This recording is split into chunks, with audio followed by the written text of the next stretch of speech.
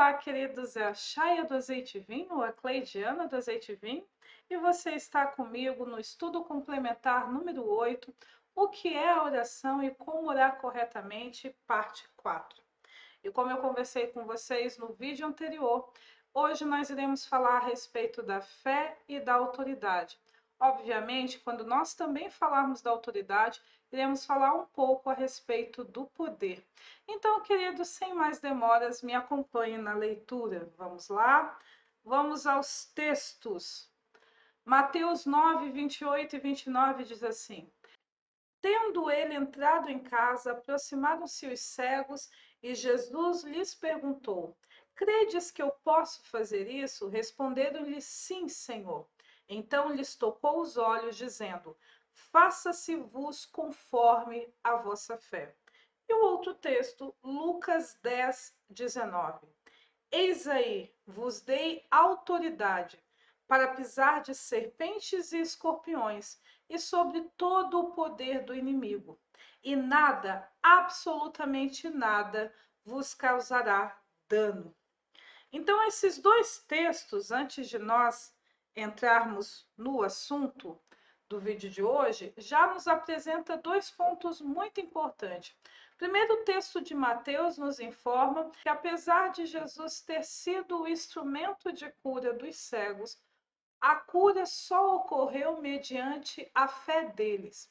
E isso nos esclarece que nem sempre o problema de algo não estar ocorrendo na minha vida e na sua é por falta de uma atuação de Deus, é por falta de que não houve um toque nos nossos olhos, mas sim porque a nossa fé não está operante. Você percebe bem nesse texto que Jesus perguntou-lhe para eles: Vocês acreditam que eu posso fazer isso? E eles disseram: Nós cremos, Senhor. Sim, Senhor. Então, depois que eles disseram que criam, Jesus tomou a ação, tocou nos olhos e disse: Seja feito conforme a vossa fé. E o texto de Lucas, ele nos revela um ponto muito interessante. Foi dito assim, né? Eu vos dei autoridade para pisardes em serpentes e escorpiões, e contra todo o poder, ou sobre todo o poder do inimigo. E esse texto nos revela um ponto muito importante, que a autoridade possui um peso maior que o poder. Que muitas vezes, para nós vencermos ao Satanás, vencermos as estratégias de Satanás, não basta que sejamos mais fortes do que ele, que tenhamos mais poder do que eles. Muitas vezes, e com certeza em todas as vezes, sempre será assim. O que nos falta é autoridade, porque é a autoridade que vence o poder. Então, esses dois textos eu queria já abrir o nosso assunto de hoje, levando você a meditar um pouco neles. Mas agora eu quero conversar com você a respeito do que é a fé. Antes de nós entrarmos no assunto da fé propriamente dito, eu quero explicar a visão que as pessoas, por causa da iniquidade, tanto dentro do ambiente do mundo do secularismo, quanto dentro do ambiente do mundo por meio da religião, certo? Então, tanto a iniquidade na face secular ou na face religiosa dela, levou as pessoas a terem esta visão de fé. Fé é a mesma coisa que esperança. E você vê isso até nos púlpitos, né? As pessoas pregam e ensinam erroneamente para os outros que fé é a mesma coisa que esperança, que fé e esperança são sinônimas. Essa é a primeira mentira que a iniquidade, né, que Satanás, por meio te ensina. A segunda mentira que Satanás te ensina é que esperança, que é a mesma coisa que fé, significa boa expectativa. Significa aquele anseio que as coisas deem certo. Apenas um desejo do seu coração para que dias melhores ocorram. Qual é a mentira disso? A mentira é, primeiro, que a esperança é cria da fé. Segundo, que a esperança está muito mais vinculado à perseverança do que apenas ter boas expectativas. Segundo, que o que sustenta a minha e a sua fé é a alegria e não a positividade. A alegria é estar plenamente satisfeito, completamente realizado. E isso eu e você só conseguimos ser alegre se estivermos vivendo dentro do nosso propósito, vivendo de acordo com a vontade de Deus para as nossas vidas. Se nós vivermos qualquer vida que não aquela que nos está destinada, a alegria nunca virá.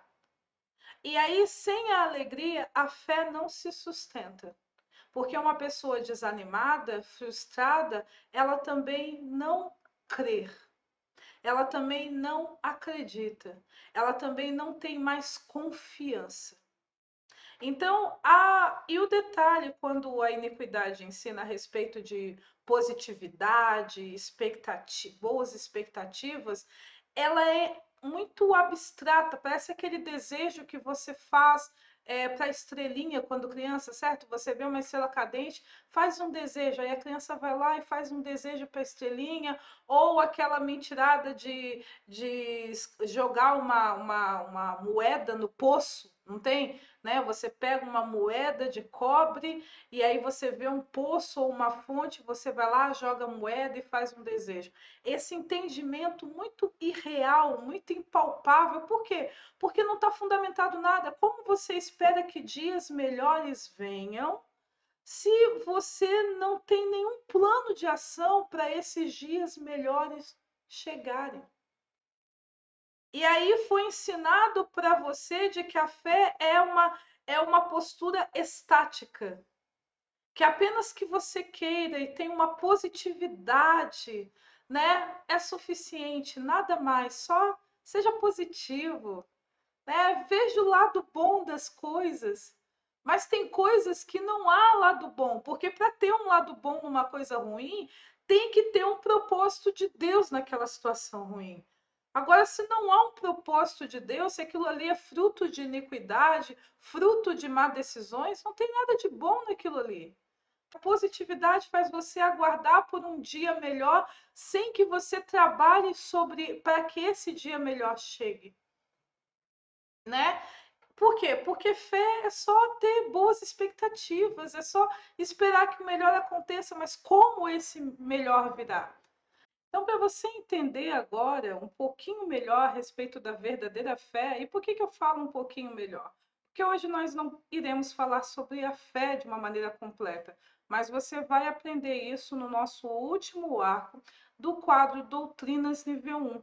No nosso último arco, quando nós ensinarmos a respeito do Evangelho de Jesus, da doutrina de Cristo, nós iremos falar com mais riqueza de detalhes a respeito da fé.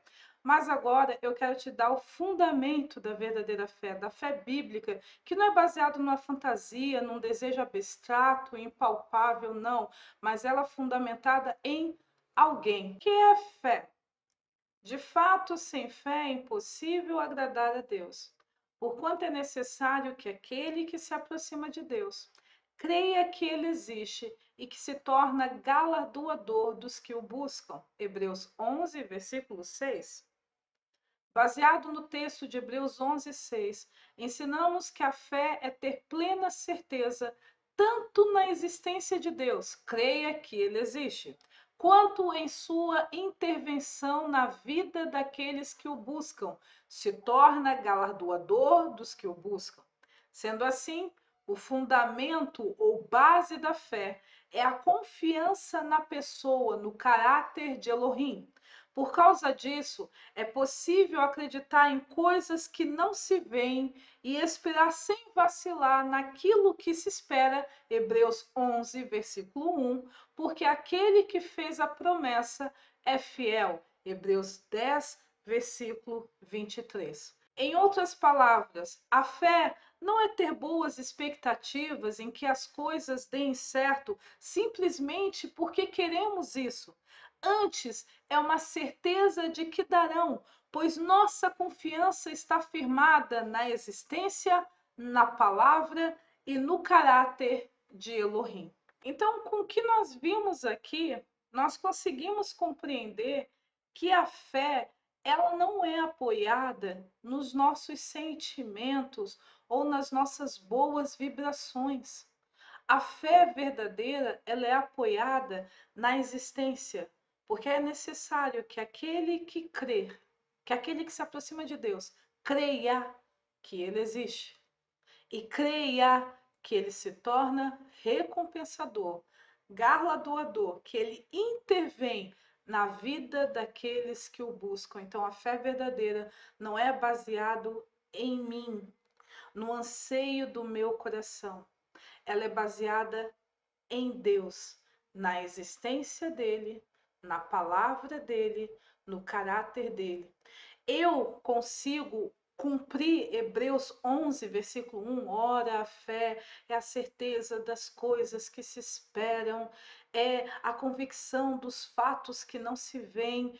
Por que que eu consigo ter essa plena certeza daquilo que eu estou esperando e ter plena convicção daquilo que eu não estou vendo ainda, mas eu sei que ocorrerá? Porque a pessoa que me disse que eu poderia esperar por dias melhores tem poder suficiente para mudar a minha realidade. A minha fé não é apoiada nos meus sentimentos, a minha fé é apoiada no caráter dele.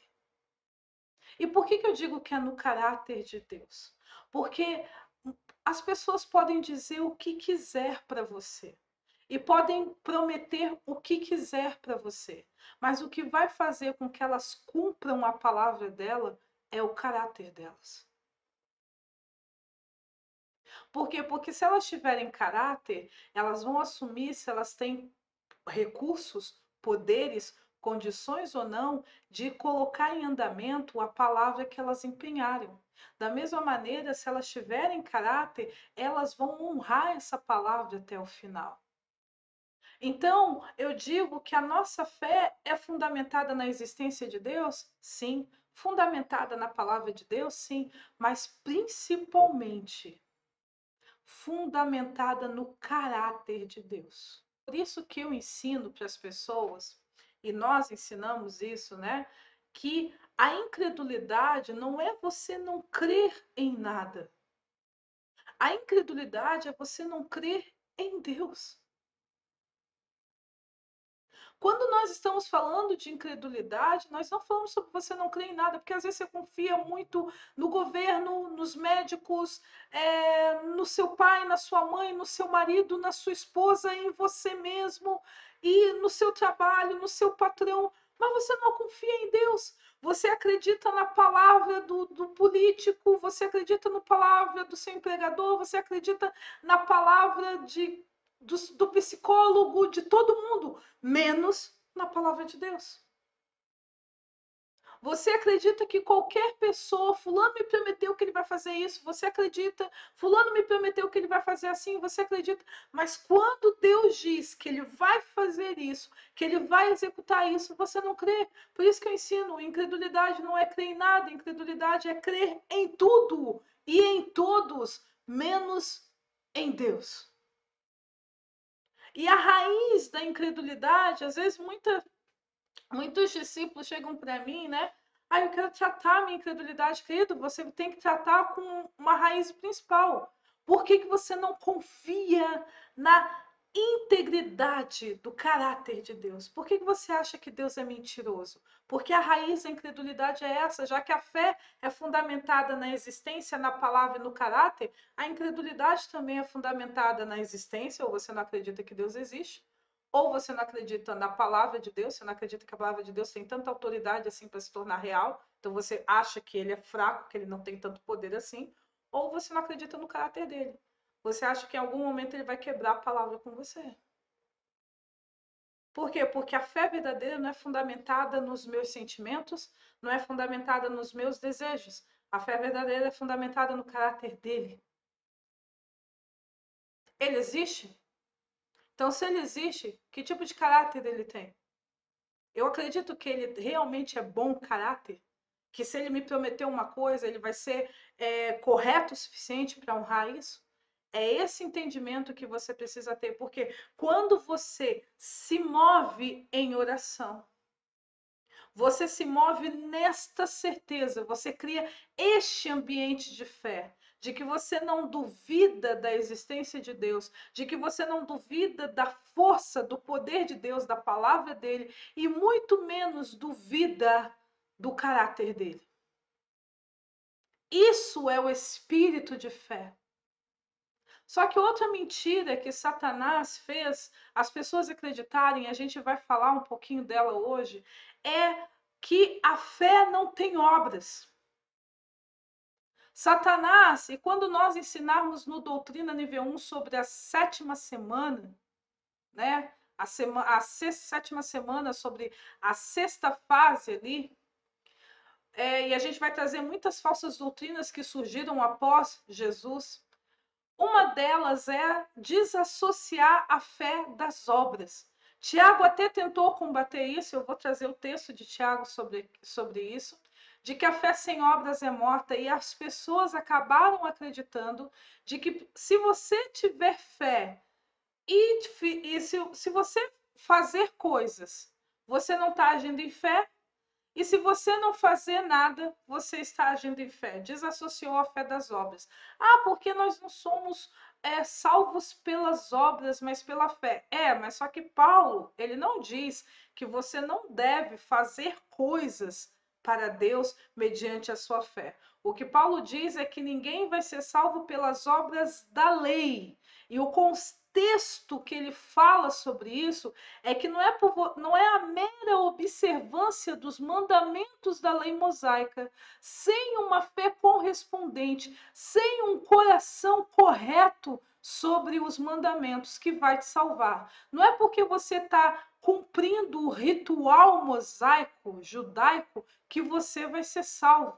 Mas aí Satanás veio, né, dentro das doutrinas e explicou para você que fé e obras não estão entrelaçadas, mas na realidade elas nunca foram separadas. A mentira que eu quero quebrar para você no dia de hoje é para você, primeiro, entender que a fé é fundamentada no caráter de Deus. Então, esse conceito de que a fé é fundamentada no seu sentimento, no seu desejo de que as coisas deem certo, é mentira. Segundo, que a verdadeira fé é provada com obras. Se você acredita que Deus é o seu provedor, você irá dizimar. Se você acredita que Deus é capaz de resolver essa situação, você irá orar. Você vai tomar uma ação em relação a Deus para mostrar que crê nele. Você não vai só discursar. Você não vai só verbalizar, você também vai agir. Você também vai ter uma fé que atua pelo amor. Você vai ter uma fé que atua. Você percebe que muitos dos milagres que ocorreram nas Escrituras houveram uma ação divina ligada a uma ação humana. A viúva de Sarepta, né, quando Elias apareceu na frente dela, teve sim abundância de alimentos, que durante todo o período de seca ela não passou fome, mas ela teve que tomar uma ação e dar um dos bolinhos para o Elias comer. O cego, um dos cegos que Jesus curou, teve que ir lavar o rosto no poço de Siloé. Os outros tiveram que verbalizar o que queriam, dizer o que queriam, porque a ação não é só mãos, boca também é ação, por isso que eu posso falar sim, sim e não, não, certo? Fala e prática.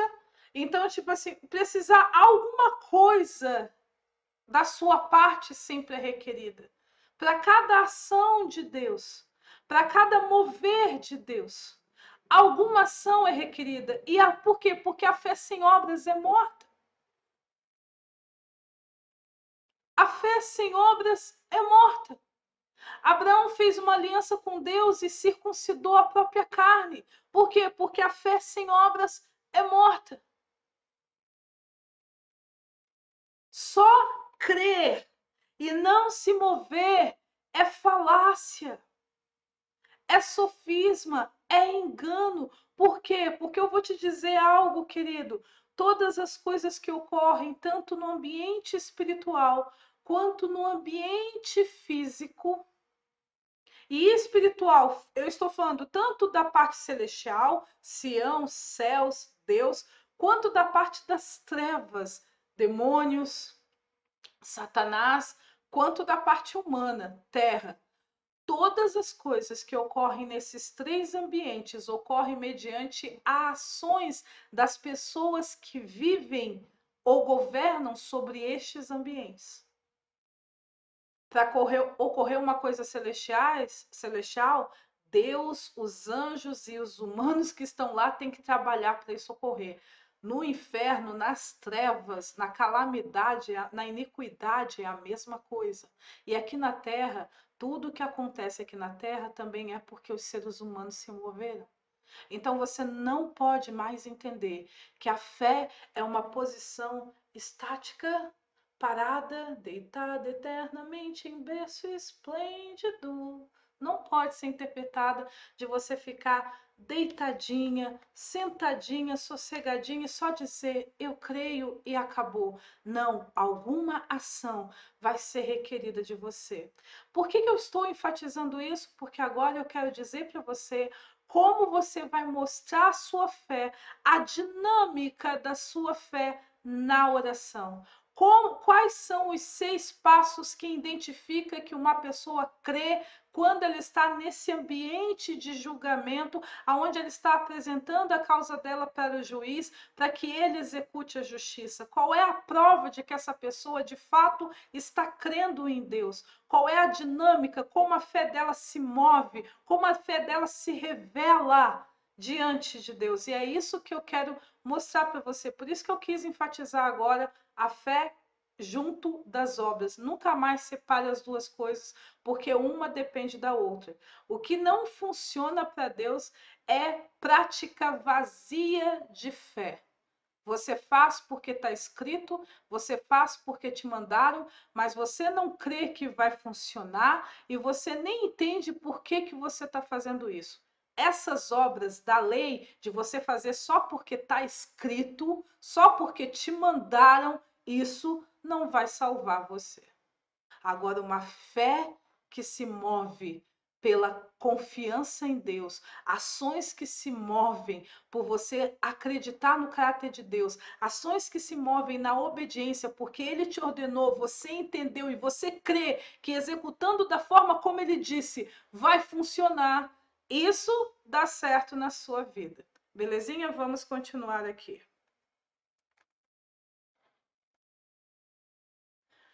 Hebreus 10, 35, 39 diz assim: Não abandoneis, portanto, a vossa confiança. Ela tem grande galardão. Com efeito, tendes necessidade de perseverança, para que, havendo feito, perceba aí a ação, havendo feito, praticado, realizado, agido na vontade de Deus, alcanceis a promessa. Percebe que Deus te prometeu, você está dentro da vontade de Deus, mas ainda existe uma parte que você tem que fazer para você poder alcançar aquilo que Deus prometeu. Existe uma parte que te inclui ali. Porque ainda dentre pouco tempo aquele que vem virá e não tardará. Todavia o meu justo viverá pela fé, ou seja, a vida do justo, o seu dia a dia, aquilo que ele pensa, que ele sente, que ele projeta e executa, será fundamentado na crença da existência em Deus e na crença da intervenção divina. Porque quando fala que alguém vai viver pela fé, isso significa que alguém vai sonhar, vai sentir, vai pensar, mas também vai projetar e vai agir, porque a vida é tudo isso. A vida é pensamentos, sentimentos, projeções, sonhos e tarefas. Tudo isso faz parte do dia a dia da vida. E o justo vai viver pela fé, ou seja, toda a realidade dele, toda a dinâmica de vida dele vai ser sustentada sobre isso. E se retroceder, nele não se compraz a minha alma. Nós, porém, não somos do que retrocedem para a perdição. Somos, entretanto, da fé para a conservação da alma. Outro texto, Tiago 2, 14 e 26, diz assim: Meus irmãos, qual é o proveito se alguém disser que tem fé, mas não tiver obras? Pode acaso semelhante fé salvá-lo? Se um irmão ou uma irmã estiverem carecidos de roupa e necessitados do alimento cotidiano, e qualquer dentre vós lhe disser: Ide em paz, aquecei-vos e fartai-vos, sem contudo lhes dar o necessário para o corpo, qual é o proveito disso? Assim também a fé, se não tiver obras, por si só é morta. Tiago não está falando de caridade aqui, né? Apesar que caridade tem a sua importância dentro de um contexto de misericórdia justa. Ele está falando da diferença entre ter um discurso de fé e uma ação de fé. Se você quer que o irmão se vista, então você providencie roupa para ele. Por isso que ele diz, da mesma maneira que dizer para as pessoas que ela tem que comer, sendo que ela não tem comida, que ela tem que se vestir, sendo que ela não tem roupa, e você não tomar nenhuma ação para que essas coisas sejam realizadas na vida dela, assim a sua fé, só no discurso, sem nenhuma ação, é morta. É isso que ele quer dizer. Mas alguém dirá, tu tens fé e eu tenho obras. Mostra-me essa tua fé sem obras, e eu com as obras mostrarei a minha fé. Crês tu que Deus é um só? Fazes bem. Até os demônios creem e tremem. Queres, pois, ficar certo, ó homem sensato, de que a fé sem as obras é inoperante? Não foi por obras que Abraão, o nosso pai, foi justificado quando ofereceu sobre o altar o próprio filho Isaque? Vês como a fé operava juntamente com as suas obras. E a gente vê esse texto em Hebreus, quando fala desse momento de Isaac. Lá em Hebreus deixa bem claro que Abraão acreditava que Deus era capaz de ressuscitar Isaac das cinzas. Porque como Isaac era o filho da promessa, ele sabia que não ia perder o filho dele para sempre. Então ele ia sacrificar o filho dele ao Senhor, porque ele tinha absoluta certeza que Deus era capaz de ressuscitar ele das cinzas. Mas ele agiu em fé, ele ia sacrificar. Vês como a fé operava juntamente com as suas obras. Com efeito, foi pelas obras que a fé se consumou. E se cumpriu a escritura, o qual diz: Ora, Abraão creu em Deus, e isso lhe foi imputado para a justiça, e foi chamado amigo de Deus. Verificais que uma pessoa é justificada por obras e não por fé somente. De igual modo, não foi também justificada por obras a meretriz Raabe, quando acolheu os emissários e os fez partir para outro caminho? Porque assim como o corpo sem espírito é morto, assim também a fé sem obras é morta. A nossa fé não é discursiva. A nossa fé é produtiva. É uma fé que atua pelo amor. É uma fé que conduz à obediência. É uma fé que conduz à prática. Se eu creio, então eu vou agir conforme eu creio. Vamos continuar. Dentro disso, qual é a dinâmica da fé na oração? A dinâmica ou a manifestação da fé na oração se revela nos seguintes passos. Primeiro passo, priorização em buscar ao Senhor. Confia no Senhor de todo o teu coração e não te estribe no teu próprio entendimento. Reconhece-o em todos os teus caminhos e ele endireitará as tuas veredas. Provérbios 3, 5 e 6. E por que eu falo sobre priorização de buscar o Senhor? Porque é algo muito comum que eu pego direto no discipulado e também escutando como as pessoas ministram, que as pessoas têm a mania de fazerem tudo de acordo com o que elas pensam e acham que deveriam fazer. E aí, no último momento, elas começam a buscar a Deus. Depois que elas tiveram todas as ideias mirabolantes, que elas escutaram todos os conselhos sem discernir o conselho que veio por meio de Deus, ou o conselho que é fruto do coração da pessoa, e terem se frustrado e quebrado a cara todas as vezes, aí não, agora eu vou entregar na mão de Deus e seja o que Deus quiser. Isso não é fé. Não é fé, não. Isso é mais uma tentativa. Você não está tratando Deus como o único recurso, como de fato a única pessoa que sempre terá de fato o real poder para resolver isso. Você está tratando ele como o último recurso. Tipo assim, tanto que é assim, querido, que se as coisas tivessem funcionado de acordo com a sua maneira de pensar ou de acordo com os conselhos que você recebeu, você nem ia orar sobre isso. Então, o que mostra que você acredita que Deus existe e que Ele é recompensador dos que o buscam, não é quando você toma todas as suas ações de acordo com a sua maneira de pensar ou baseado em conselhos que você ouviu e no final, depois que tanto tentativa 1 e tentativa 2 se frustrou, você busca o Senhor. O que prova de que você acredita que Deus é real e de que Ele de fato é quem Ele diz que Ele é, o Criador, Rei, governante e Senhor sobre todas as coisas, o único que detém verdadeiro poder e autoridade sobre todas as coisas, ainda nesse tempo, não só no tempo passado.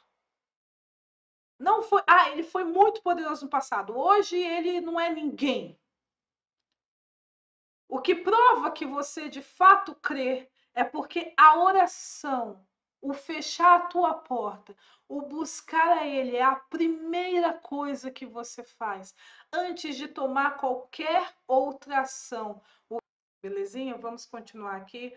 Qual é o segundo princípio que caracteriza a dinâmica da fé na oração? Perseverança em ouvir ao Senhor. Salmo 5:3 diz assim: De manhã, Senhor, ouves a minha voz. De manhã te apresento a minha oração e a minha petição e fico esperando. Salmo 119:81 diz assim: Desfalece minha alma, aguardando a tua salvação, porém espero na tua palavra. E aqui, qual é a segunda dinâmica da fé? É perseverar em ouvir o Senhor, porque orar é fácil, mas muitas vezes a pessoa não espera a resposta de Deus. A impressão que me passa é que as pessoas tratam Deus como um cara que só tem ouvidos, mas não tem boca. Então ele vai escutar tudo o que você diz, mas quando chega na segunda parte, de que você calar a boca para escutar tudo que ele tem para dizer, você não espera pela palavra de Deus. Você apresenta para ele de manhã a tua oração e você não fica aguardando pela palavra dele. Você não fica aguardando pela resposta. Você se atribula com o resto do dia e não fica com ouvidos sensíveis para ouvir. Mas você apresentou a sua causa a um juiz. Se você acredita que ele é real de verdade e que ele ainda está vivo e operante, ele vai te responder. Alguma resposta você terá. Ele irá falar com você sobre isso. Então existe a dinâmica da fé. Se você crer que Deus existe, se você crer no poder de Deus, se você crer no caráter de Deus, você não apenas prioriza buscar Ele a respeito das coisas, mas você também persevera em ouvir. Não, eu não ouvi uma resposta de Deus sobre isso ainda. Então, enquanto eu não tiver absoluta certeza de que foi Deus que me respondeu, porque às vezes pode ser um conselho de Belial, de um filho de Belial, a pessoa até tem boa intenção, mas ela está cheia de carnalidade no coração dela, ela não escuta o Senhor. Então ela te aconselha baseado nas experiências frustradas dela, nas experiências derrotadas dela. Ou naquilo que ela espera que dê certo, mas não porque ela está ali como profeta de Deus na tua vida, que recebeu uma revelação do Senhor e te instrui você no caminho que você tem que andar. Então, até que você tenha certeza disso, você tem que aprender a perseverar em aguardar a resposta de Deus.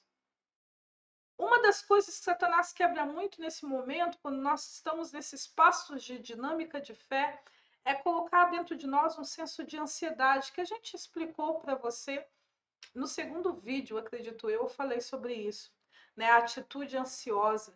Uma atitude ansiosa atrapalha você de ouvir a Deus. E por quê? Porque uma das dinâmicas da fé é perseverar até receber a resposta. Sabe como acontecia do povo de Israel no deserto? A gente vai se mover quando a nuvem se mover.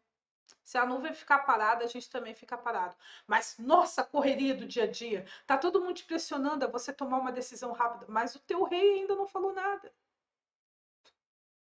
O teu Senhor ainda não te deu nenhuma direção.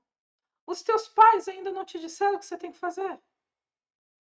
Ai, mas eu tô sentindo uma urgência, eu tô sentindo uma pressão, eu tô sentindo que se eu não fizer agora vai detonar. Então acalma o teu coração, porque com certeza, Daniel, a resposta já veio. Mas o inimigo, no meio de uma crise de ansiedade, está fazendo você ficar tão sufocado de angústia, porque a ansiedade gera até uma angústia, que você não está ouvindo o que o seu pai já falou para você. Se acalma, aquietai-vos e sabeis que Ele é Deus. Então, como você prova que você é um homem ou uma mulher de fé? Primeiro, você prioriza o Senhor.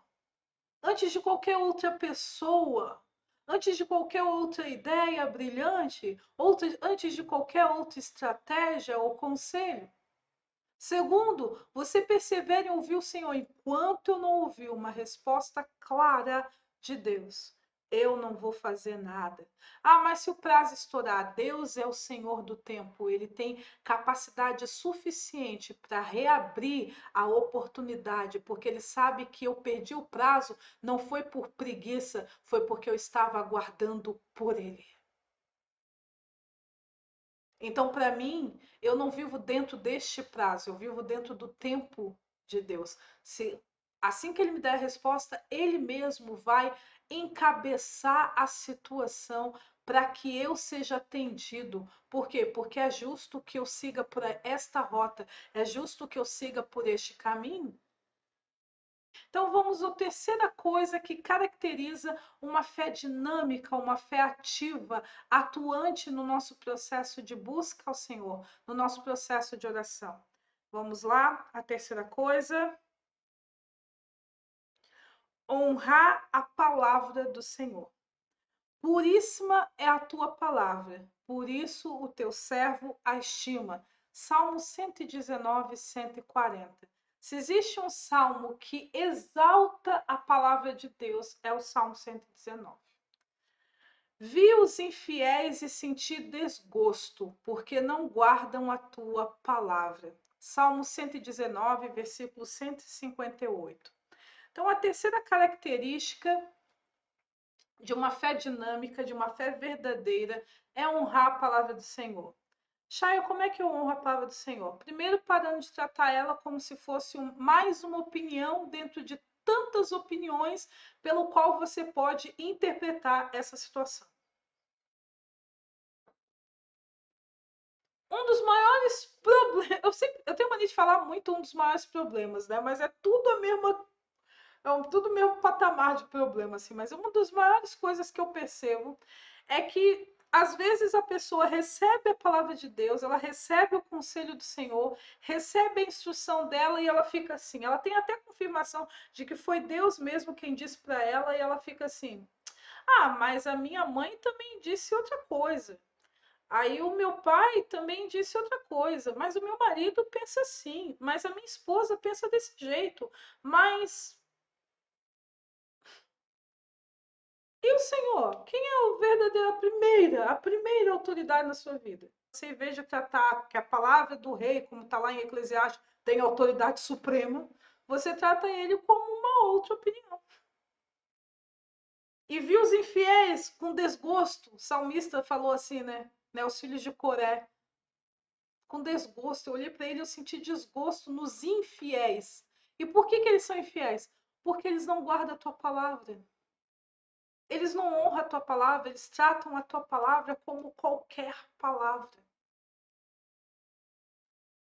Eles não tratam, né? Uma vez eu ouvi um ditado que dizia assim: uma ovelha, falando a respeito de diferença entre coração de um discípulo que é ovelha e um coração de um discípulo que é bode.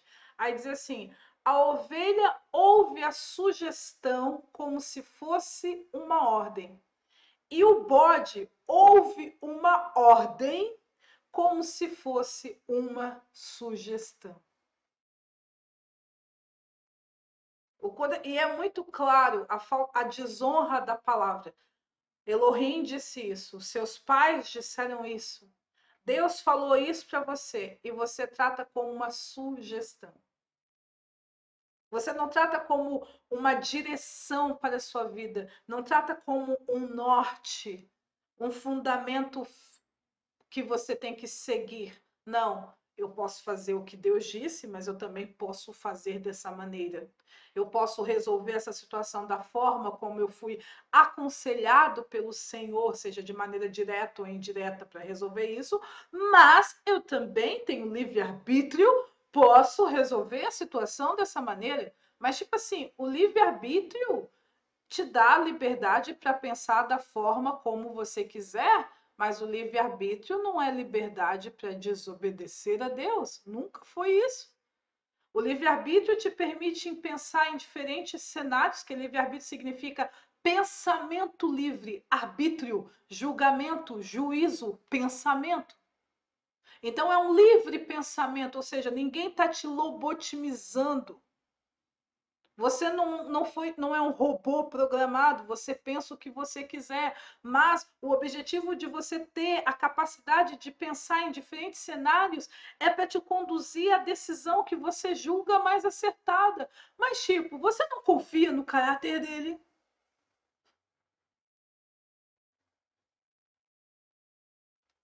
Nós não falamos que a fé verdadeira é fundamentada na crença da existência, na crença do poder e na crença do caráter. Por que ele mentiria para você? Por que ele diria para você que essa situação é isso? Que a forma como você vai resolver é desta maneira? Que a melhor rota de solução é desta forma? E você acha que existem planos melhores? Que existem visões? Ele está no alto. E todo mundo sabe que uma pessoa que está no alto tem uma visão privilegiada porque ela enxerga mais coisas que quem está no nível menor não consegue enxergar. Tem uma visão do todo. Honre a palavra do Senhor. Depois que você recebeu uma diretriz, não trata ela de qualquer jeito. Não trata como se fosse uma sugestão. Isso é incredulidade. Incredulidade. Ah, mas eu não tenho certeza que é Deus. Pede prova. Salmos já fala que Deus prova a sua palavra. Senhor, me confirma se foi tu mesmo que falou isso. Pede prova. Não tem certeza? Busque certeza, mas depois de ter certeza, aprenda a honrar o que foi dito. Depois de ter vários testemunhos, se submeta. Depois de ter várias confirmações, obedeça. Certo? Vamos à quarta dinâmica da fé, a quarta forma como a fé se manifesta numa vida daquele que busca, que ora a Deus. Quarto, concordar com Elohim. Segunda Crônicas 16:9 diz assim: porque quanto ao Senhor, seus olhos passam por toda a terra para mostrar-se forte para com aqueles cujo coração é totalmente dele. E 1 Coríntios 6:17 diz assim: mas aquele que se une ao Senhor é um espírito com ele. E como nós podemos entender esse conceito de concordar com Deus? A palavra concordar quer dizer cordes, que vem de coração, e com, que quer dizer junto. Então, é um coração junto. Concordância, então, tem a ver em ter a mesma opinião, em ter o mesmo sentimento, em ter a mesma visão sobre aquele assunto. É fazer com que o coração seu e o coração de Deus batam como se fossem um só. Vocês estão no mesmo ritmo. vocês estão na mesma medida. É muito além do aceitar a palavra do Senhor, porque às vezes o aceitar pode ser como aquele presente que você recebe, mas não usa. Sabe aquela roupa lá que a guria te deu e você até recebeu por educação, mas você achou feio, então tu não usa? Assim, às vezes, é da forma como as pessoas aceitam a palavra de Deus, mas não concordam com ela. Ou seja, Deus falou que essa situação é capaz de mudar. Deus até me mostrou a situação mudada, mas eu não enxergo isso ainda no meu coração. No meu coração, eu enxergo a situação de maneira diferente. Deus está enxergando da maneira X e eu estou enxergando de forma Y. Então eu não estou em concordância com Deus. Eu não entendo e não interpreto essa situação da mesma maneira que a dele. Eu gosto de Ezequiel 37, Ezequiel, acredito que é na 37 é quando fala sobre o vale dos ossos secos. E aí quando Deus pergunta para Ezequiel, e aí, Ezequiel, a gente consegue mudar esse quadro de morte? Aí ele diz assim, Senhor, tu sabes. Tipo assim, eu tô por ti. Se tu disser que a gente consegue. Se tu falar que não vai rolar, então não vai rolar. Isso é concordância. Eu acredito em tudo aquilo que Deus crê. Eu confio em tudo aquilo que Deus confia. Se Deus acredita que isso vai dar certo, então isso irá dar certo. Ah, mas Chaya, tem vezes que o meu coração não está assim.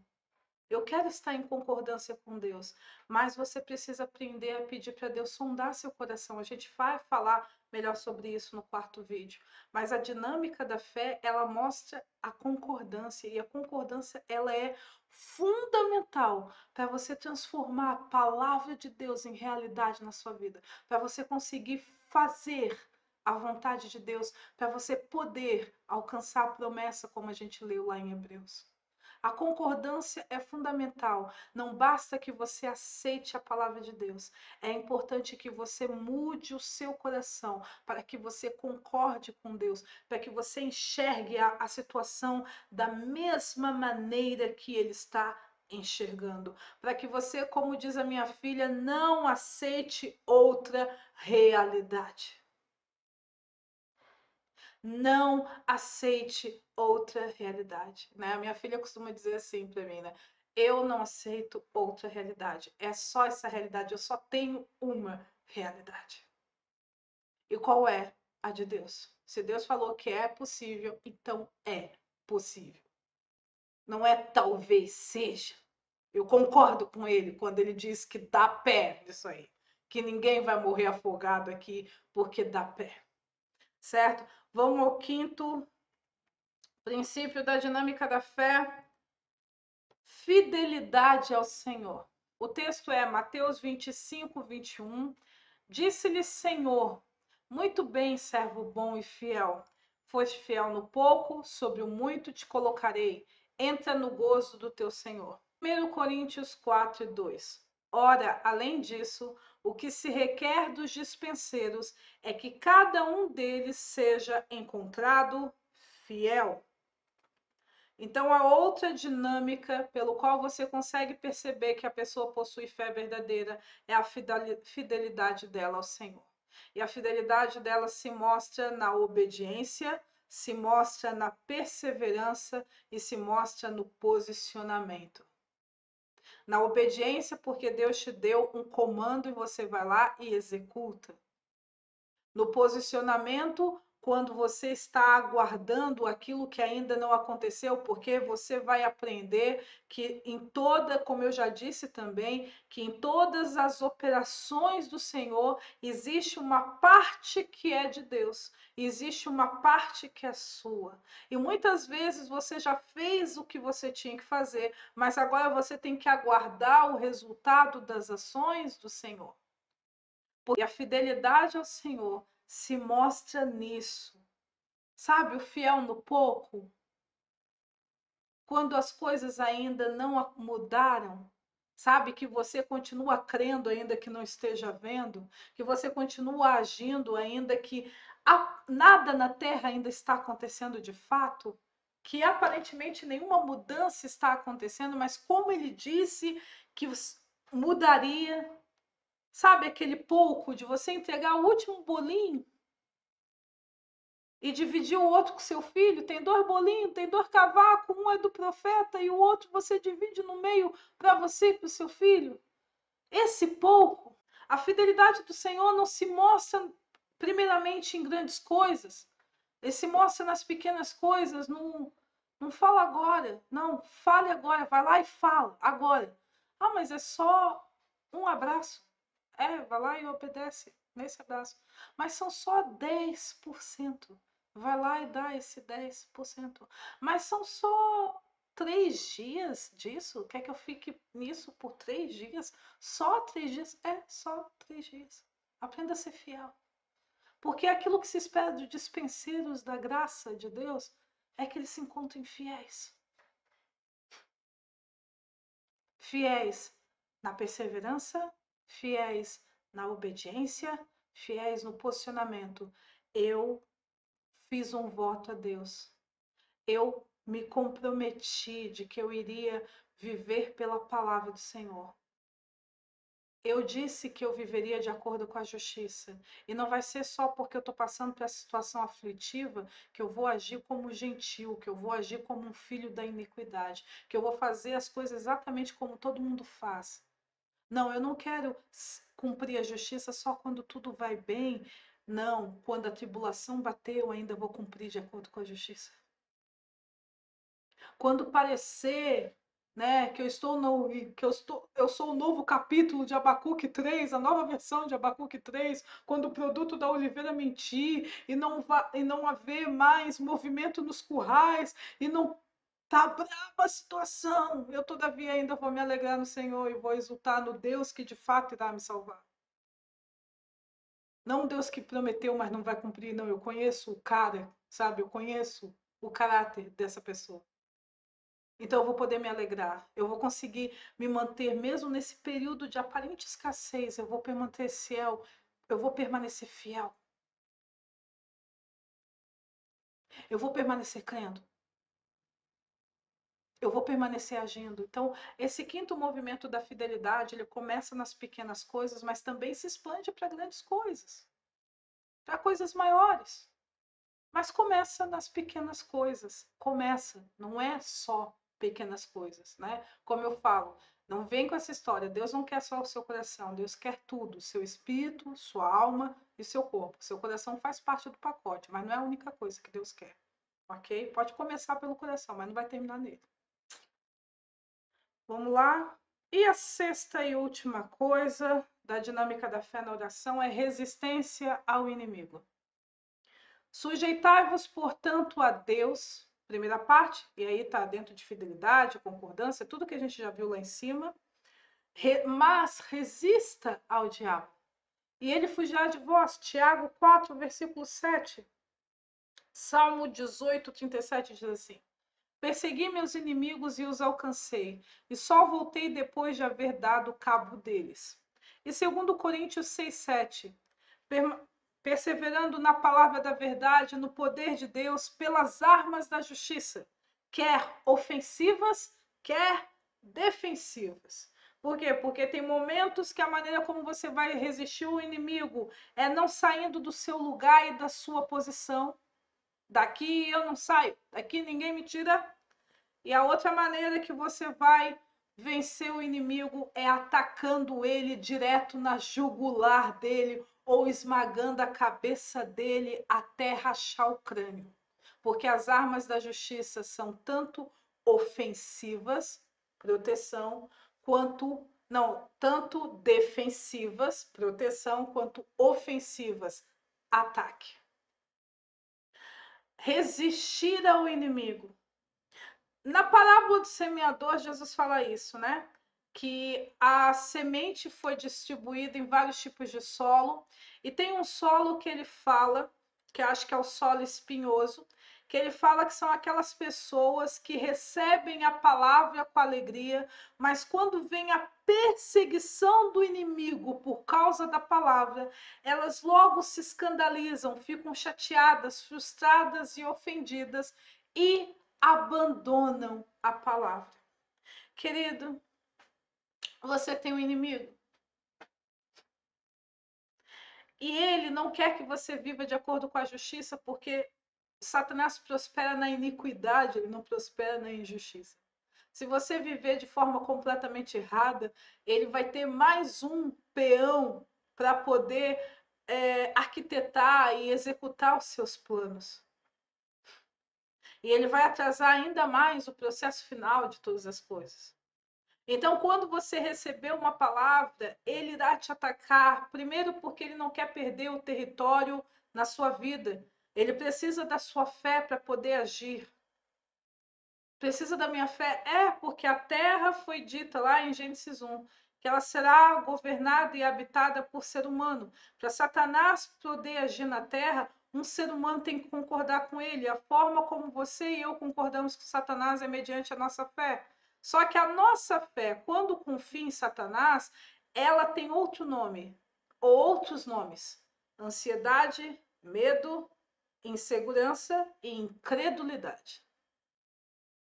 Tudo isso são quando a nossa fé foi roubada. A nossa fé roubada se transforma em medo. A nossa fé roubada, quando a gente está concordando mais no caráter de Satanás, no poder de Satanás para ter êxito naquela derrota na nossa vida, do que no poder de Deus para nos dar vitória, quando a gente está com medo da situação, quando a gente está inseguro com a situação, nós estamos fazendo a nossa fé trabalhar em favor de Satanás e prejudicar tanto a nós quanto a Deus.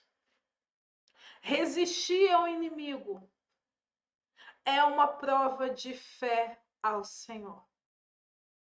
Eu tanto acredito que você irá cumprir o que prometeu, que além de eu estar fazendo o que eu tenho que fazer, além de eu estar esperando aquilo que te compete a fazer, eu também não estou permitindo abusado nenhum, Satanás nenhum, querer meter a colher aqui.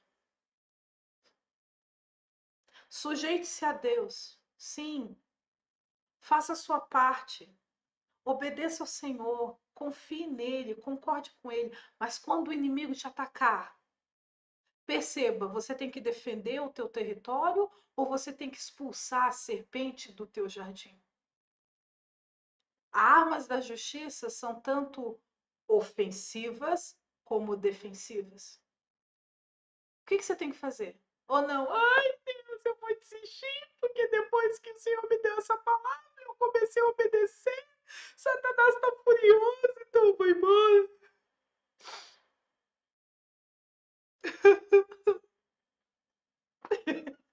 Desculpa, me empolgo, minha veia artística. O que você vai fazer? Resistir ao inimigo à prova de que você acredite. Aqui não. Você percebe quando Deus estabeleceu uma aliança com Abraão, quando vieram as aves e quiseram comer ali a carne dos sacrifícios, Abraão começou a enxotar. Quando Ló, o sobrinho dele, foi preso lá pelos reis de Sodoma, Abraão foi lá com 318 homens e catou o sobrinho dele de volta e acabou com a guerra. 4 reis em guerra. Ou 5. Você está vendo a referência aqui. E Abraão foi lá, que isso? Na minha família ninguém toca. Palhaçada é essa que o meu sobrinho está preso? Minha família não. Quer se matar, se mata entre vocês. O que é meu é meu. Resistir ao inimigo também é uma prova. Por quê? Porque haverá perseguição por causa da palavra. Satanás precisa da sua fé para agir. Se você começar a confiar no Senhor, você quebra a autoridade, o poder dele para as ações. É um a menos que ele pode manipular para continuar governando sobre a terra. Vai vir perseguição. Mas se você se escandalizar, ficar ofendido, isso é sintoma de incredulidade. Por quê? Quem é mais poderoso? Satanás ou Deus? A forma como você resiste ao inimigo mostra a verdadeira fé que você tem. Se cada vez que Satanás te ataca, você chora, reclama e desiste, claramente se mostra que você não acredita que Deus é tão poderoso assim. Independente de quantos louvores a respeito do poder de Deus você escuta durante o dia da sua vida. Resista ao inimigo. Agora nós vamos começar a falar sobre a autoridade, para você entender um pouco da dinâmica sobre isso entre autoridade humana, autoridade divina e também sobre o poder, ok? Vamos lá. Texto, Lucas 4,36 diz assim: todos ficaram grandemente admirados e comentavam entre si, dizendo: que palavra é esta? Pois com autoridade e poder ordena aos espíritos imundos e eles saem. Lucas 9,1 diz assim: tendo Jesus convocado os 12, deu-lhes poder e autoridade sobre todos os demônios e para efetuarem curas. O que é autoridade e poder? Quando estudamos a palavra grega dinamos ou dunamis, donde traduzimos poder, encontramos os seguintes significados: energia, disposição, capacitação, capacidade, habilidade, perícia e etc. Dessa forma, podemos compreender que poder é toda a nossa força, toda a nossa capacidade, toda a nossa habilidade, todo o nosso vigor, etc., independentemente se é algo inato, praticado ou adquirido, isto é, que nascemos com ele, que aprendemos a ter ou que recebemos de alguém. Então, poder é toda a nossa força, toda a nossa habilidade, toda a nossa capacidade. Independente se a fonte da capacidade, do poder, é porque nascemos com ele, ou aprendemos a ter, aprender faz conta. Hoje você tem quem dirige. Você não nasceu sabendo dirigir, mas você aprendeu a dirigir. Quem cozinha ou qualquer profissão que você tenha. Você não nasceu fazendo aquela profissão, mas você aprendeu ela. E esse aprendizado está dentro do conceito de poder. Porque o poder não é só o inato, aquele com o qual você nasce. Ele também pode ser adquirido ou ele também pode ser recebido. Atos 1:8. Recebereis poder ao descer sobre vós para serdes minhas testemunhas. Então, você recebeu uma capacitação de Deus para poder testemunhar a respeito dele. Porque poder é algo pelo qual você nasce, poder é algo que você aprende, adquire, obtém, mas poder também é algo que você recebe. Agora vamos falar um pouco sobre autoridade aqui.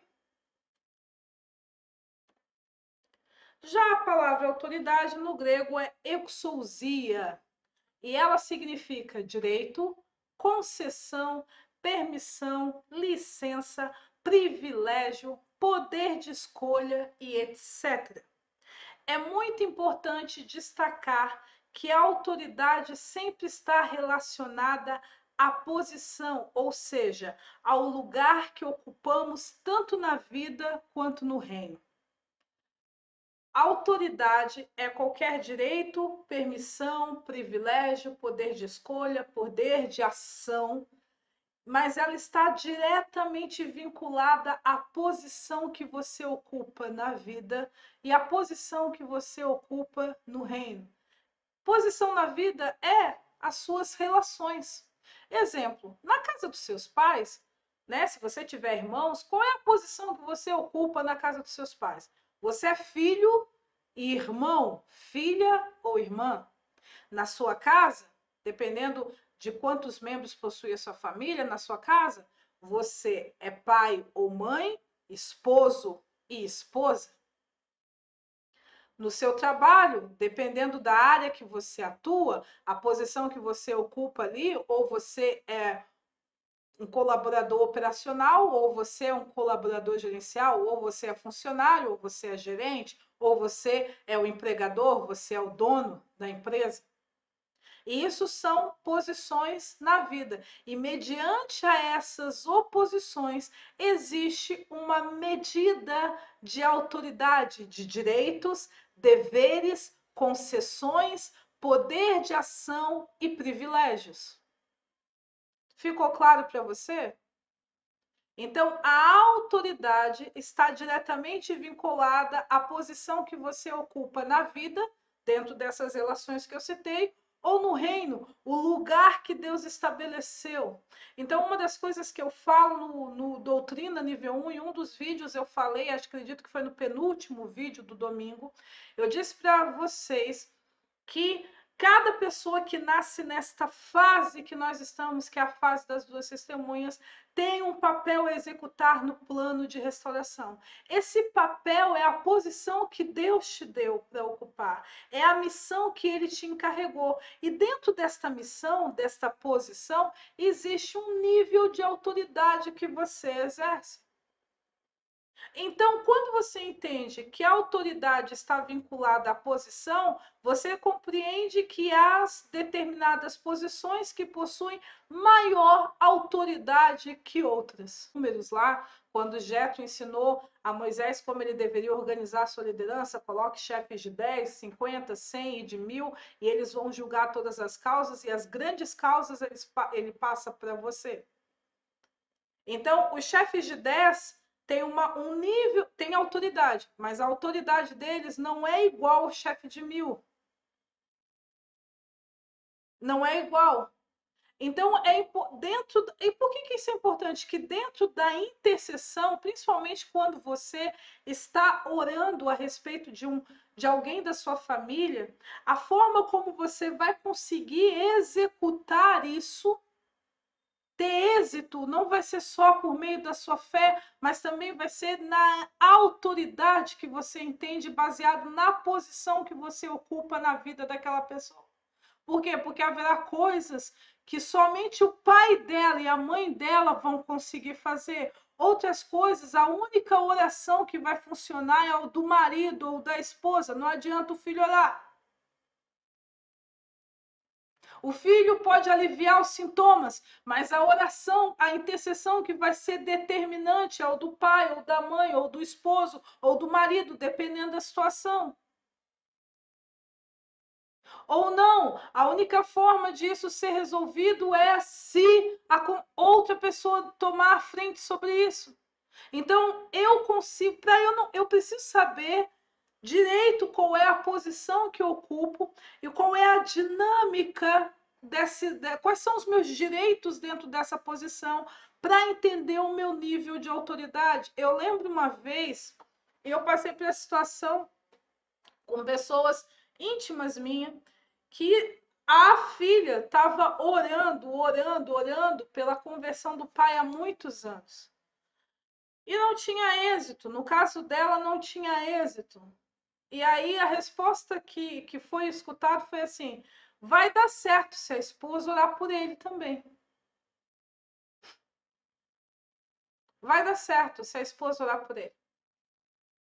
Por quê? Porque aquela área que estava bloqueando a conversão dele não era algo que a intercessão da filha, por causa da posição que a filha ocupava, tinha autoridade para resolver. Somente a esposa, por causa da posição que ela ocupa na vida do marido, com a intercessão dela, poderia resolver isso. E em Sião as coisas funcionam muito sobre a autoridade. Aquele que tem autoridade sobre 10 não vai ser exigido dele que ele dê conta como se ele fosse um chefe de 1000. Você precisa entender que a sua autoridade está referente à sua posição, então é muito importante você entender qual é a dinâmica da sua posição, ou seja, eu sou pai. O que significa ser pai de um filho? Por quê? Porque eu tenho que interceder baseado na minha autoridade, mas se eu não entender como essa função funciona, de acordo com os princípios da justiça, eu não vou conseguir orar pelo meu filho, pela minha filha corretamente. Tudo bem, eu sou casado com ele. Qual é o papel da esposa? Qual é a função da esposa? Tudo bem, eu sou casado com ela, que o marido deve fazer? Qual é a autoridade que eu tenho para poder orar pela minha esposa e ter êxito sobre isso? Qual é a autoridade que eu tenho como filho? Qual é o direito, o privilégio, o poder de ação que eu tenho como filho, como filha, como irmão, como irmã, como discipulador? Qual é a posição que eu tenho? Por quê? Porque a oração é fundamentada na fé, sim, mas também na autoridade. Por quê? Porque a autoridade e o poder são diferentes, você viu aqui, mas estão relacionadas, e eu vou te explicar um pouco melhor agora, vamos lá? No que concerne a Deus, autoridade e poder são sinônimos. Ou seja, o poder de Deus é a sua autoridade e a sua autoridade é o seu poder. Pois, como Criador de todas as coisas, ele possui o direito de opinar e intervir em toda a sua criação. Entretanto, no que compete a nós, poder e autoridade estão relacionados, mas não significam a mesma coisa. Pois, apesar de termos capacidade para fazer muitas coisas e podemos ter o poder aumentado para, se Deus quiser, fazer todas as coisas, ainda assim agiremos dentro dos limites das posições que Elohim estabeleceu para nós, para ocuparmos dentro da vida e dentro do reino. Por quê? Porque não basta ter poder para resolver. Você tem que ter direito, permissão, autoridade. Eu costumo ensinar que no aspecto de Deus, a autoridade é algo inato. Ele nasceu sendo a autoridade. Vamos botar assim, nasceu. Né? Porque Deus é autoexistente, falando do Pai é autoexistente. Então não existe, no caso do Pai, um conceito de nasceu, assim, como se tivesse sido gerado por outro. Mas no que compete a nós, no que concerne a nós, a autoridade é um direito adquirido. Ou seja, eu não nasci com autoridade, foi me dado autoridade. E isso é verdade em relação a Jesus, anjos e a todos nós. Em Mateus 28, Jesus diz assim, você lê o seguinte, né? Toda a autoridade me foi dada no céu e na terra, portanto, ide. Perceba que Jesus assim, e eu nasci com autoridade. Ele não fala isso, ele diz, a autoridade me foi dada. Por quê? Porque a autoridade dentro de um aspecto inato, somente Ruach, né? Espírito Santo e Javé, Jeová, tem. Jesus, anjos e nós adquirimos a autoridade deles. Adquirimos o poder deles. Jesus não nasceu com autoridade, toda autoridade nos foi dada. Da mesma maneira, isso tem a ver conosco. Toda autoridade também nos é dada. A autoridade no que compete a Deus é a mesma coisa que poder. No que compete a nós são coisas diferentes, porque eu posso ter poder para fazer muitas coisas, mas se eu não tiver autoridade, eu não vou poder fazer nada disso do que eu estou querendo fazer.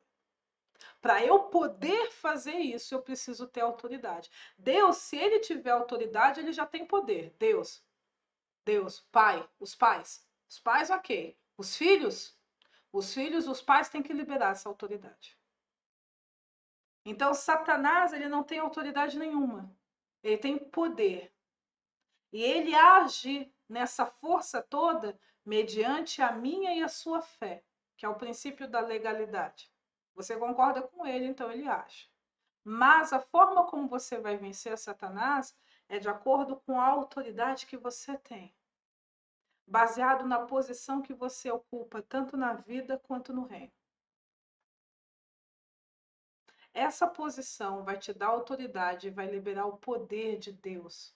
Aí você vai ter poder para ação. Você vai ter poder para escolher, mediante a sua autoridade, ao seu nível de autoridade. E o mais que eu posso te dizer sobre a autoridade? Que o principal inimigo da autoridade é a falta de conhecimento. A falta de conhecimento bloqueia o seu poder e a sua autoridade. Se você não sabe quais são os direitos e os deveres de um pai, você não vai conseguir exercer a autoridade de pai. Se você não sabe quais são os direitos e deveres de marido, você não vai conseguir exercer a autoridade de marido. Se você não sabe quais são os direitos e deveres de esposa, você não vai poder exercer a autoridade de esposa, e assim sucessivamente. O fato de você não entender e não saber as coisas leva você a não conseguir exercer corretamente a sua autoridade. Não conseguindo exercer corretamente a sua autoridade, você também desperdiça o seu poder. Então, uma vez que eu e você entendemos que o conhecimento é a chave para o exercício correto da autoridade e a prática correta e eficaz do poder, eu vou falar para você agora quais são os 3 inimigos que te impedem de ter conhecimento. E assim nós vamos encerrar o vídeo de hoje, ok? E aí semana que vem a gente vai fazer um roteirinho prático a respeito da oração. Outra coisa que eu quero falar para você é que esse assunto de oração não se esgota agora, tá? Isso foi só uma prévia, é o tipo assim, o beabá da oração que a gente passou nesses 4 vídeos. Ano que vem a gente vai retomar esse assunto também, para que você aprenda outros aspectos da oração que a gente não falou no ensino fundamental agora, no jardim de infância, que é esse beabá aqui. Belezinha? Vamos lá então, falando sobre os 3 inimigos do conhecimento que te atrapalham a entender e a viver corretamente dentro da sua autoridade, do seu poder. Vamos aos textos. Jó 26:3 diz assim: Como sabes aconselhar o que não tem sabedoria e revelar a plenitude do verdadeiro conhecimento? Jó 38:1 e 2 diz assim: Depois disso, o Senhor, do meio de um redemoinho, respondeu a Jó: Quem é este que escurece os meus desígnios com palavras sem conhecimento? Aqui mostra claramente que Jó falou de coisas que ele não entendia e não conhecia, e por isso o propósito, os planos, os desígnios de Deus não ficaram obscurecidos, não ficou claro. Ou seja, Jó, pela falta de conhecimento, atrapalhou mais do que ajudou. Provérbios 11, 8 e 9. Eu gosto muito desse texto aqui, ó. O justo é libertado da angústia. Perceba bem como o justo é libertado da angústia. E o perverso a recebe em seu lugar. O ímpio com a boca destrói o próximo, mas os justos são libertados pelo conhecimento. Provérbios 13, 14 e 16 diz assim: O ensino do sábio é fonte de vida para que se evitem os laços da morte. Você sabe para poder agir corretamente e assim você não ficar enlaçado por uma coisa ruim. A boa inteligência, porque existe a má inteligência, consegue favor, mas o caminho dos pérfidos é intransitável. Todo prudente procede com conhecimento, mas o insensato espraia ou espalha a sua loucura. Efésios 4, 17 e 19 diz assim: Isto, portanto, digo e no Senhor testifico, que não mais andeis como também andam os gentios, na vaidade dos seus próprios pensamentos, obscurecidos de entendimento, alheios à vida de Deus, por causa da ignorância em que vivem, pela dureza do seu coração, os quais, tendo se tornado insensíveis, se entregaram à dissolução, para com avidez cometerem toda sorte de impureza. Os inimigos do conhecimento. Primeiro inimigo, ignorância. Ignorar literalmente significa não saber. O ignorante é alguém desinformado que desconhece. O que alimenta a ignorância de alguém é a preguiça. A preguiça faz que alguém não tenha ânimo de buscar informações. Provérbios 6:9. Ó preguiçoso, até quando ficarás deitado? Quando te levantarás do teu sono? Provérbios 13:4.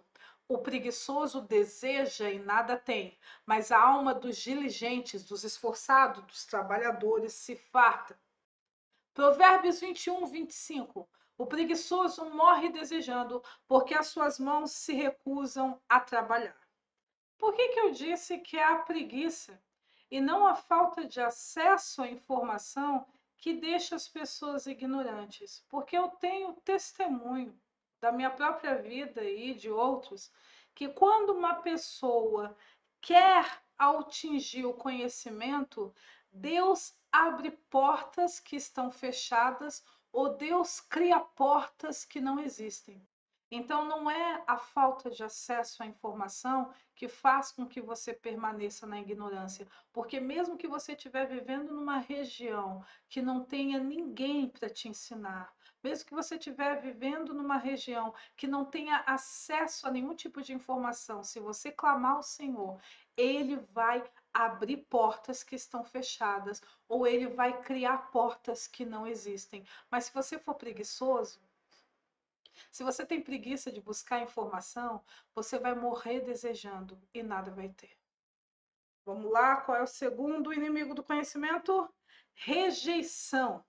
Rejeitar é desprezar. É tratar como irrelevante, desnecessário, algo que você pode viver sem. O conhecimento rejeitado é quando ocorre uma decisão em tratar como irrelevante ou secundário uma verdade repassada.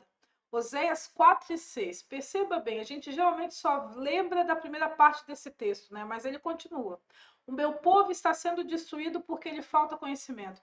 Por que está faltando conhecimento para o povo? Por quê? Porque tu, sacerdote, rejeitaste o conhecimento. É por isso que faltou. Você jogou fora.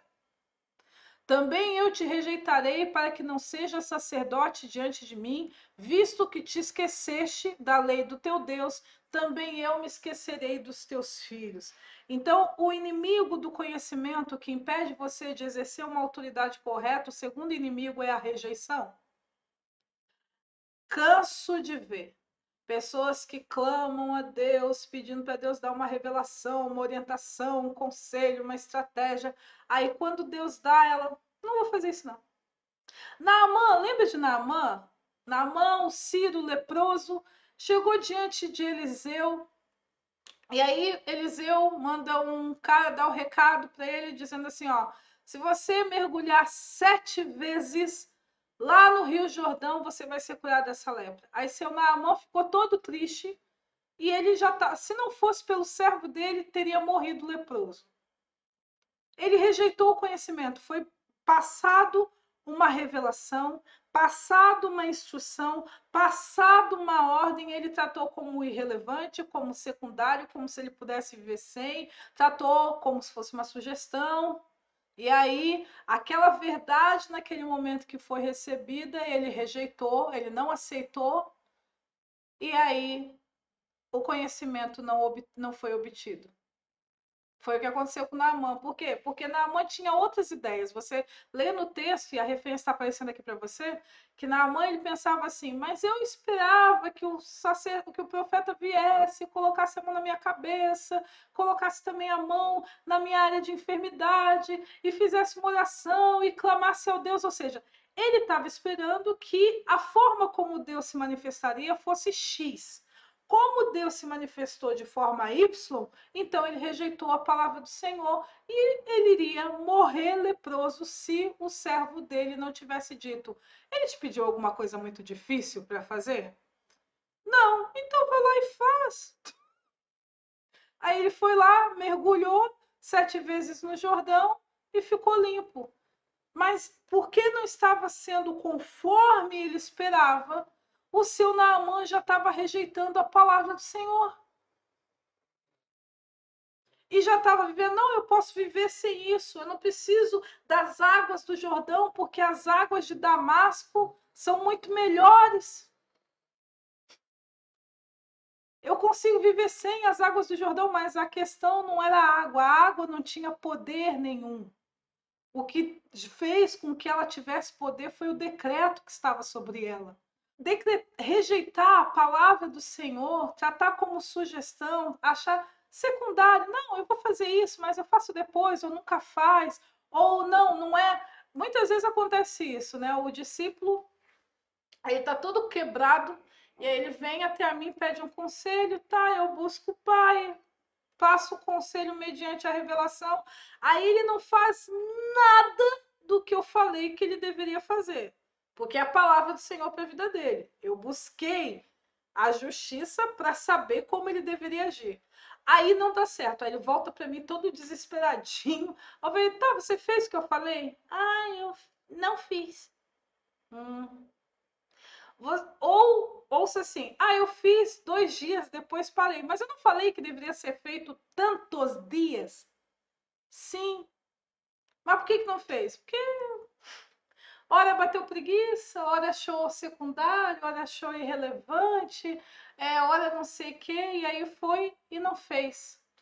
E aí não consegue ter poder para resolver aquela situação porque rejeitou a palavra do Senhor. E lembre-se, eu e você, a nossa fé é fundamentada naquilo que Deus disse, baseado na certeza de que ele é real e no caráter que ele tem. Eu não posso rejeitar a palavra do Senhor. Por quê? Porque a minha autoridade, a sua autoridade é concedida mediante a um decreto de Deus, a uma palavra de Deus. Deus disse que eu posso fazer aquilo. Deus falou que se eu agir assim, eu vou ter êxito. Então, se eu rejeito a palavra do Senhor, a autoridade para poder ter êxito naquela situação já se perde. Eu posso ter muita capacidade pessoal e posso já ter vivido muitas coisas legais no Senhor, mas cada situação requer um decreto novo de Deus, uma ação e uma estratégia nova, e então eu não posso rejeitar aquilo que me é dito pelo Senhor. Porque a minha autoridade é concedida, não é inata. Eu não nasci com autoridade. A autoridade que eu tenho, eu recebo. Então, se ele diz que se eu executar daquela maneira eu vou ter êxito, eu vou ter autoridade para vencer o poder do inimigo, eu não posso rejeitar a palavra, porque é o decreto que sustenta a minha autoridade. É porque ele disse que eu podia, que agora eu posso. Porque ele disse que você tem permissão para agir dessa forma e fazer dessa maneira, que eu posso fazer. Porque o rei me liberou para fazer. Então eu não posso rejeitar a palavra do rei. Você está entendendo? E agora vamos ao terceiro e último inimigo do conhecimento. Superficialidade. Superficialidade é um conhecimento limitado, raso e superficial. É tanto uma informação parcial, você sabe a metade do assunto, quanto uma informação inicial, completada com fantasias, sofismas e enganos. Aqui é uma oração de Paulo, mas eu realmente entendo a importância dela, quero ler para vocês, né? Oração quando... Não, aqui, quando eu falo importância, é porque não é um ensino, é o desejo do coração de Paulo, mas esse desejo está respaldado em vários outros textos das Escrituras, ok? Por essa razão, também nós, desde o dia em que o ouvimos, não cessamos de orar por vós e de pedir que transbordeie de pleno conhecimento da sua vontade em toda sabedoria e entendimento espiritual, a fim de viverdes de modo digno do Senhor, para o seu inteiro agrado, frutificando em toda boa obra e crescendo no pleno conhecimento de Deus, sendo fortalecidos com todo o poder, segundo a força da sua glória, em toda perseverança e longanimidade, com alegria, dando graças ao Pai, que vos fez idôneos, parte que vos cabe da herança dos santos na luz. Então é muito interessante aqui que Paulo fala sobre a parte que vos cabe da herança. Por quê? Porque você não tem direito a toda a herança de Deus, você tem direito à sua herança de Deus, a parte que te cabe dessa herança. Né? Porque você não vai pegar a parte que é do Joãozinho ou da Mariazinha, só a sua. Mas esse conceito de pleno conhecimento da verdade, apesar de aqui Paulo ter falado em contexto de oração, esse ensino de ter uma visão completa do todo é distribuído em todos os trechos das Escrituras. A superficialidade é um problema porque você, com uma informação parcial a respeito de alguma coisa, você vai fazer meio certo. E meio certo para Sião, para Deus, é como se estivesse fazendo errado. Por quê? Porque é a mesma coisa de você fazer. uma viagem que você tem que transportar uma carga daqui para outra cidade e você só chega à metade do caminho e para. Você cumpriu o trajeto? Não cumpriu, porque você chegou à metade do caminho. Você não chegou até onde a carga deveria chegar. E isso é o problema da superficialidade. O segundo problema da superficialidade é que a minha alma e a sua alma têm um mecanismo de plenitude. Tecnicamente a sua alma vai buscar se preencher com informações até que ela se sinta plenamente satisfeita. Igual quando você come, que você só para de comer quando você se sente satisfeito. A sua alma tem a mesma fome por informação. Então, se você não consegue ter um pleno conhecimento da verdade, um pleno conhecimento da vontade de Deus, o que vai acontecer? A sua alma vai pegar esse pedaço de informação verdadeira e vai encher de fantasia, engano e sofisma até ela sentir-se cheia, satisfeita. E é onde nascem as heresias, um pouco de verdade e um pouco de mentira, um pouco de verdade e um pouco de fantasia. Você precisa aprender a não ser superficial. Uma das mentiras que Satanás apregoa, principalmente dentro da veia da religião, porque no secularismo ele nem enfoca tanto isso, é mais na religião. Principalmente a religião cristã ensina isso, de que você pode viver a vontade de Deus tendo uma informação superficial dela, mas não, você tem que ter um pleno conhecimento da sua vontade para a sua vida, porque senão você vai se desviar. Se você não entender tudo que Deus quer de você, você vai se desviar do propósito dele para a sua vida. Você não é obrigado a saber tudo sobre o meu propósito. Você não é obrigado a saber tudo que Deus espera do João ou da Maria. Mas você é obrigado a saber tudo que Deus espera de você. Você não precisa ter todo o conhecimento da realidade e a existência, todo o conhecimento da verdade, porque, como eu disse, a verdade é a realidade e a existência, e isso tem várias dinâmicas e processos de vida que alguns te incluem, outros não. Então, nos que não te incluem, tu não precisa saber, mas nos que te incluem, você precisa saber. Como você vai conseguir obedecer a Deus se você não conhece a vontade de Deus? É a mesma coisa. Como você vai conseguir ser um esposo melhor, uma esposa melhor, se o seu marido não conversa contigo, se a sua esposa não conversa contigo, se vocês não têm diálogo no casamento? Como você vai saber onde você está errando se você não tem visão do erro? Se você está cego na situação, se você está cega na situação. É mentira que você pode obedecer a Deus sem entender. É mentira que você precisa ter apenas uma informação rasa a respeito da verdade. É mentira. Você tem que aprender a caminhar na plenitude do conhecimento de Deus, porque se você for raso, querido, você vai preencher as outras partes que faltam da informação com tolices, com fábulas, com fantasias, com opiniões próprias, com experiências que você adquiriu naquele tempo que você não vivia de acordo com a justiça, baseado no ensino dos seus pais, que também não caminhavam na justiça. Baseado no que você aprendeu na escola, com o psicólogo, com a diretora, que não tem absolutamente nada a ver com a justiça. A superficialidade, bloqueio, ela macula a verdade. Sabe aquilo que diz que vocês invalidam? Marcos fala isso, Marcos 9, né? Que vocês invalidam o mandamento de Deus para guardardes a vossa própria tradição, que vocês corrompem a palavra de Deus. Porque como corrompe a palavra de Deus? Porque você mistura a palavra de Deus junto com a sua opinião. A palavra de Deus, que é a verdade, a realidade, junto com uma fantasia, uma coisa que só existe na sua cabeça, ou um fundamento da iniquidade, coisas que você aprendeu na iniquidade, numa cultura completamente oposta à de Sião. Superficialidade vai corromper a sua autoridade, porque ou você não vai agir com a autoridade que você deveria agir, ou você vai querer ser chefe de 1000, quando na realidade tu é um chefe de 10. Tua autoridade é menor.